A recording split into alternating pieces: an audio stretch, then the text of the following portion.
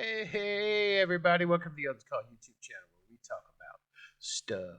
I didn't brush my hair today, and I didn't brush my beard today because I don't care, and I just wanted to make a video. See all my guitars back here, and our Christmas tree, and all that cool stuff. And what I wanted to talk about today is a really interesting phenomenon that happens about this time of year with a whole lot of people, and it's tough, right? This time of year is really difficult for a lot of people. We've lost some family members. Some family member died in this time of year at some point. There's lots of reasons for people to be upset, and when you don't really have a family to rely on, you don't have a whole lot of friends to rely on. It could be a very dark, very kind of difficult time of year for a lot of people. So I wanted to talk about one year that I had hard time, big time. This time of year was oof. It was tough. Um, and I wanted to talk about the silver lining, and I wanted to talk about what you can do personally to train your mind, frankly, for whatever's coming. Um, because better things are coming. You just have to have some patience and the right state of mind. And frankly, what I'm going to relay to you today, I did not have the right state of mind at the time. It was tough.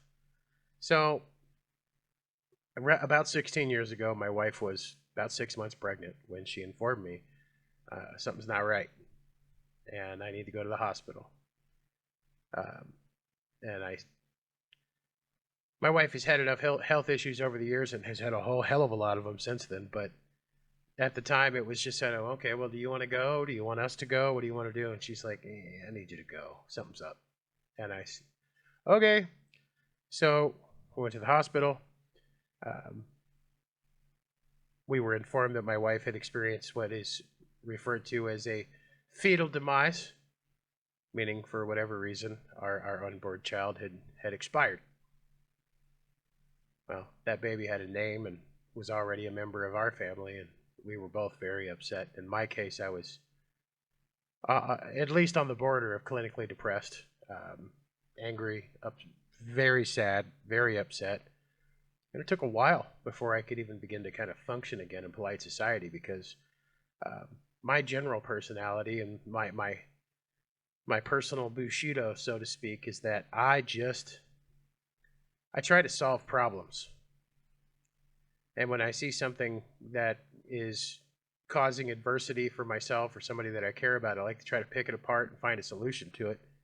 And in this case, there was no solution.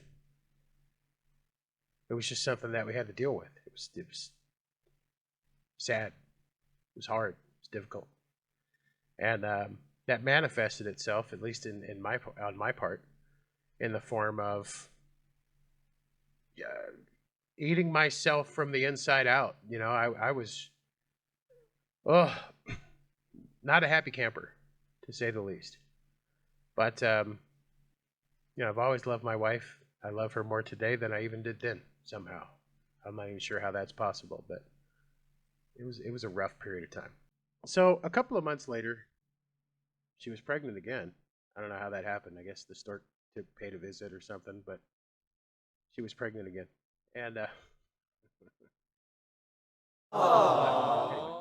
by the way, I'd like to thank our sponsors, but I don't have any. So maybe you should sponsor my channel. And if you can't sponsor my channel, you can like my videos and subscribe. And if there's a topic you'd like to hear me rant about or whatever, drop that down in the comments, and we'll do it. But anyway, so my wife is pregnant again. We're very excited, but we're cautiously excited because this last experience was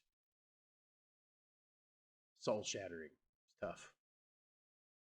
And as the pregnancy wore on, we realized there were a lot of issues happening with this pregnancy. It was tough.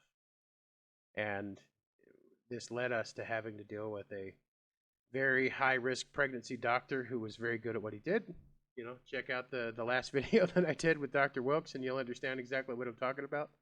The guy is, minus that man, neither of my sons would be alive today because my wife had 2 nightmare pregnancies.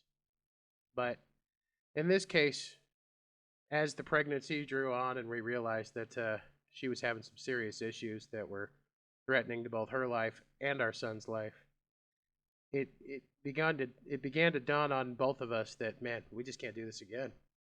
We're falling apart here. We fell apart last time. I don't know what's going to happen if this happens again. Sort of the way it happened last time. And so my son was born, I think, 8 weeks, 9 weeks premature. So, due to the oncoming freight train of issues that were going to probably kill my wife due to this pregnancy, a decision was made to deliver my son. It was 8 weeks premature, 9 weeks premature, and that was a scary decision to make for everyone, including the doctor who delivered him. And but the decision was made. It had to be made because it was we are going to do our best in this situation, or we're going to lose both my wife and our baby. And neither one of those options was acceptable. So my son was born by C-section, and I remember Dr. Wilkes looking at me right before he started the procedure, and he said, "Listen, I want you to know that we've done everything that we can do to get him as healthy as we can get him, and as prepared for the outside world as we can. He'd been given her steroids to help his lungs mature more quickly in preparation for a premature birth." And he said, "I don't want you to be surprised if he comes out kind of slack-armed and not doing much of anything, because he's very early and probably doesn't have a whole lot of musculature yet." He says, "And I don't want you to be surprised if he's not crying, because his lungs may not be mature enough to create that kind of noise." And he says, last, and this is kind of important that I mention, "I don't want you to be overly surprised if he's not breathing. We've got a good team, and we'll do everything that we can do, but today's going to be a good day." And I went, oh. So there was a whole lot of trepidation walking into that operating theater to prepare for my wife's C-section. The tension was thick. You could cut it with a knife for sure. So I remember, Dr. Wilkes going through the process and on the other side of the sheet, so that I couldn't see all of the incisions and everything that was going, moving all of the internal organs out of the way and all of that stuff. And then I heard the craziest sound that I've ever heard, and that was this child absolutely screaming bloody murder. Dr. Wilkes lifts him out of the sack effectively with and this kid is just fist balled up, flexing and screaming bloody murder, all things that he said he probably wasn't going to be doing. And he starts arcing pee all over the room. And I actually saw the most professional thing I've ever seen a human being do that day. There was a nurse in the room that, as my son is arcing piss everywhere, hits her right in the face mask, the paper face mask that she was wearing at the time. And her reaction was instant and so professional. I was like, oh, God. She just pulled off the mask, grabbed another one, put it on like nothing happened. Apparently that happens a lot. But anyway, I digress. And then I look at my son and I'm just, oh, man. I wouldn't change a hair on his head. This kid's awesome. I wouldn't change anything about him. He's perfect. Nothing. And that's how I actually started to truly heal from the experience of having lost the other baby, Ryan.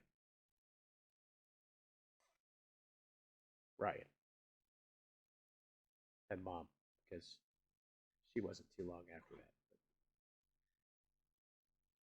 But as I went through the next month or so, where he was hospital, home, back to the hospital, there might be something wrong with his heart. No matter what we heard, it was, he's here and he's great.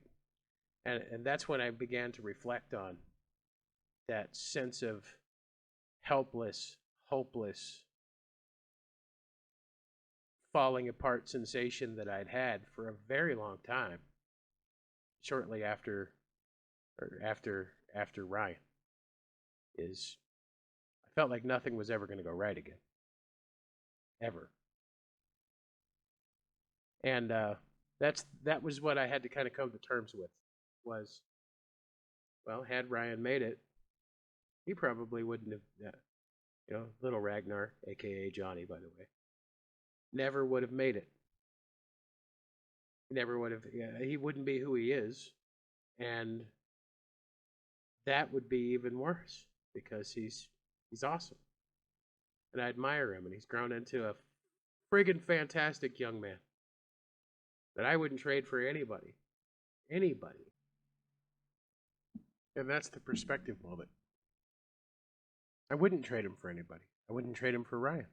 It wouldn't make it any. It would be worse. And I think sometimes, as human beings, we don't have a good grip on the good that comes out of even horrible things sometimes. That fetal demise was absolutely soul crushing. But the perspective that it gave me, gave us, the perspective made us more prepared and better equipped to better love the baby that did make it. And as I look at him now, I am so grateful. Still upset and still sad. But I appreciate Ryan for what he could have been. And I appreciate Johnny for who he is. And I know that had it not been for whatever sacrifice was made in whatever realm on behalf of my other son, I wouldn't have Johnny the way that he is today. And that leads me to another story that I think is bonkers. We were very careful not to talk about this fetal demise situation with the kids, except to the extent that they asked questions. And, they were young enough at the time that they seemed to forget pretty quickly, which was a blessing, I guess. But, by the time he was 3 years old, this was not a topic of discussion at all, ever, amongst anyone, because we didn't want him to feel bad or, feel like somebody else might have trumped him had things not gone badly or whatever. When one day he just casually informs us, as he starts being able to complete intelligent, eloquent sentences, I was in mommy's belly twice. Oh, were you now? No, son, that's cute, but no, you weren't. No, I was. And he said it so matter-of-factly that I thought, I don't know. So I said, well, what do you mean you were in mommy's belly twice? He says, I was in mommy's belly twice. And I said, what happened the first time?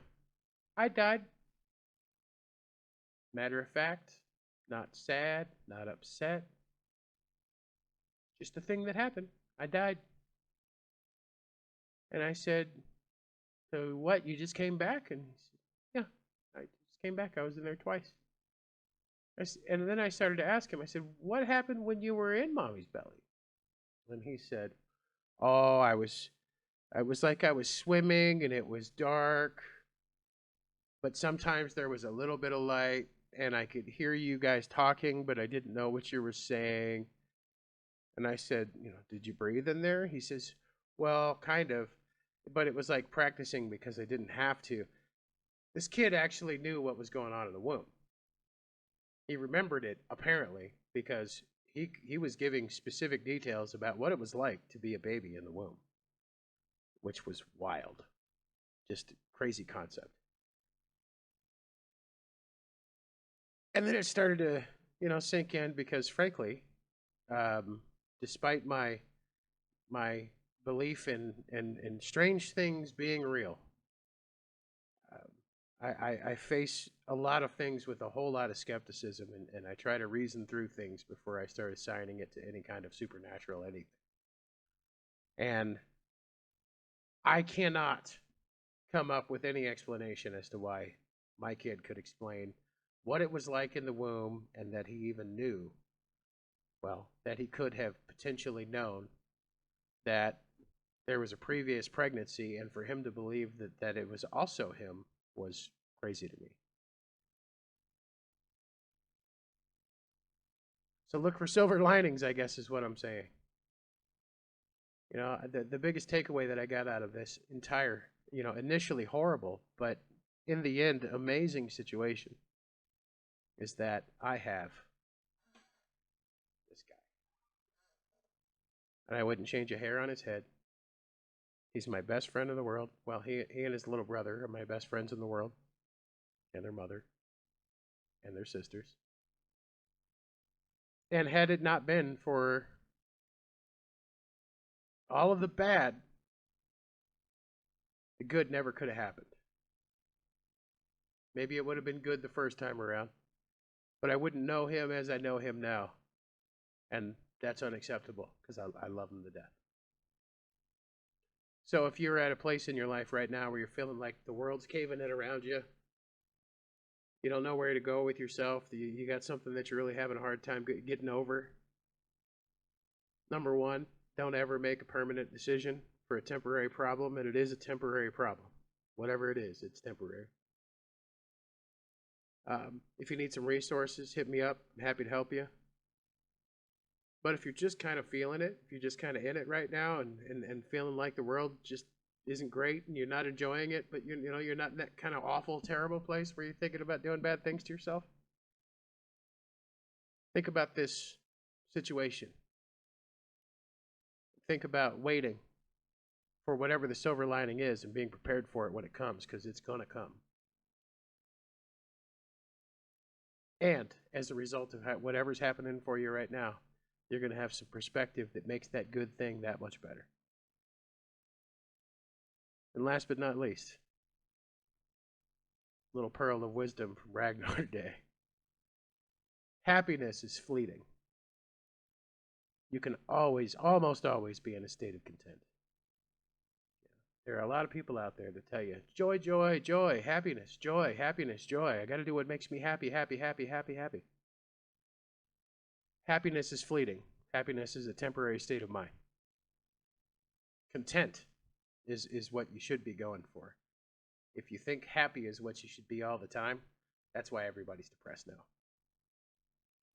They expect happiness, and they don't understand what content means. I do. And the reason that I do is because I can simultaneously miss the son that never made it and love the one that did, and be grateful for even the bad circumstances, because they led me to the point I am in my life right now, and I wouldn't trade my life. I wouldn't want to upgrade it. If you could tell me, go back to 17 and undo all of the mistakes you made, no, I'd feel like all the kids that I've made with my wife and every experience that I've had since then would be null and void, and it would be as if someone died. It would be as if all of them died, and I wouldn't be able to handle it. Where you are right now is where you're supposed to be. Learn to be content in it. And if you're going through it right now, you need a friend, you got one. You can email me, you can hit me up on Twitter, we can talk about it, right?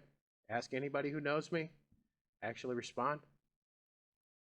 Don't put yourself in that state where you feel like it's never going to get better. It's going to get better. You're going to be okay. You really are. And even if you don't see the light at the end of the tunnel right now, it's there. You just haven't traveled down the path far enough yet. Hey, I love you. I respect you. And if I have to, I will protect you.